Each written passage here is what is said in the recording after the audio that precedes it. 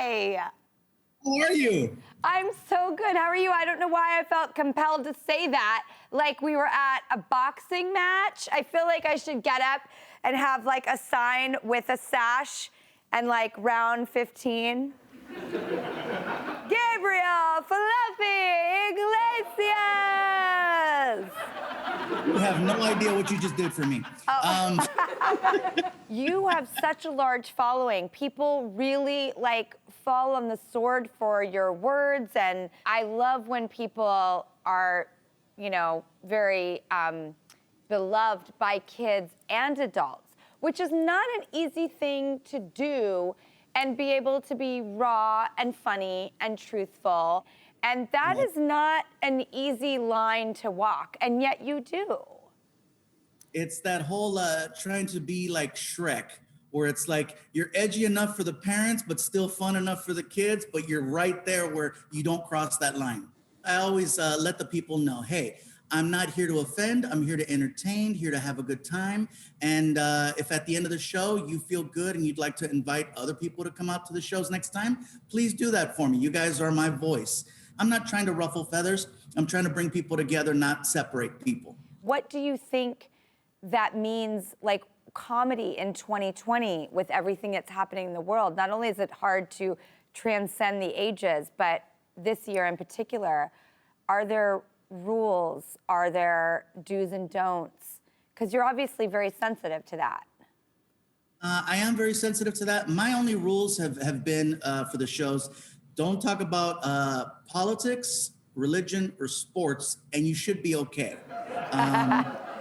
The more you share stories about engaging with people as opposed to pushing people away, I think that, that warms up audiences, and people want to just have more of that. I don't want you leaving the show questioning your life and what should I think and what should I believe. I just want you leaving the show going, man, that was a good time. I can't wait to go get something to eat.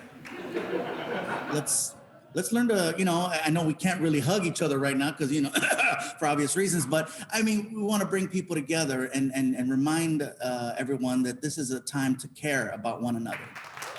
When the pandemic started, you had been touring, and is it hard not to tour? Because I'm like you, I want to be with people. Luckily, I'm with this awesome team that I work with every day, and we're so happy to be together. But that must be hard if you're a people person or a bringer together. Yeah, we were in the middle of the biggest tour I've had, and we were in Kalamazoo, Michigan, and that was the day we got the we got the phone call. Had a meeting on the tour bus, and they said basically they're pulling the plug after tonight, and we got to go home. And it's like, what?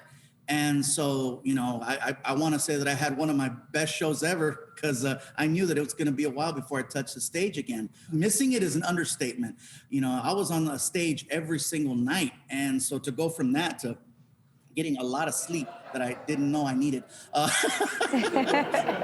But yeah, it was a shocker and a half for me. I had to learn to readjust. Yeah. Is it true that you were almost a teacher?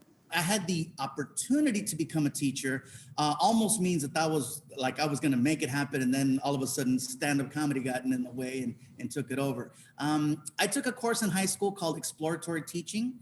And I didn't know that I was really good at it. It was one of those things where you get a grade for one thing, but being able to get in front of people and connect, that's not something really that, there's, how do you teach that? And they told me that I had a gift for being in front of kids and getting their attention. And they said, if you can get their attention, you can teach them. And, obviously other things kind of got in the way, and that's why I'm here. Well, thank goodness that they did. And then you play a teacher on Mr. Iglesias. And that's so cool that you're a teacher in your job. And the most amazing part is that the school teacher who influenced me the most, her name is June Garner, who was my speech teacher in high school. And she's the one who would push me and encourage me to enter speech tournaments. And she says, you're funny, you need to just get up there. And I really hated writing stuff down. And she says, well, just memorize your monologue, and I'll take you to she would drive me to these functions.